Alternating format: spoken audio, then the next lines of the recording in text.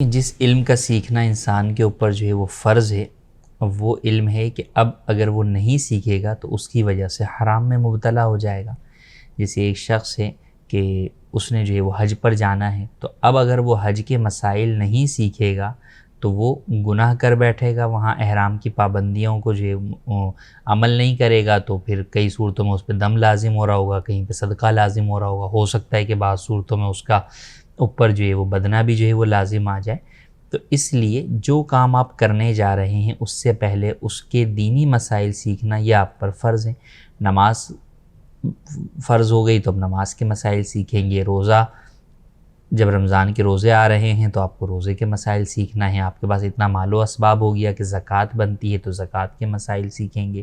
تو یہ وہ چیزیں ہیں کہ بنیادی ضروری علوم کے انسان جب زندگی گزارتا ہے تو اسے جن چیزوں کا سیکھنا۔ اب ان کی ترتیب ہے، ان میں سب سے پہلے بنیادی چیز کیا ہے؟ وہ ہے عقائد، کیونکہ عقیدہ جو ہے وہ ہر چیز کی اصل ہے۔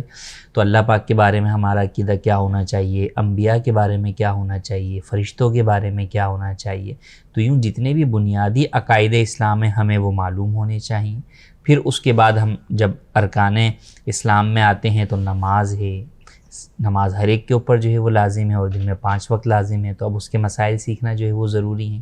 اسی طرح آگے جب کوئی شخص جو ہے وہ بالغ ہوا اور اس کے بعد پہلا رمضان آنے لگا ہے تو اس سے پہلے اس کے اوپر لازم ہوگا کہ اس رمضان کے احکام، روزے کے مسائل جو ہے وہ سیکھے۔ مالدار ہوا تو یہ زکوٰۃ کے سیکھے، اور زیادہ مالدار ہوا کہ حج فرض بنتا ہے تو حج کے مسائل جو ہے وہ سیکھے۔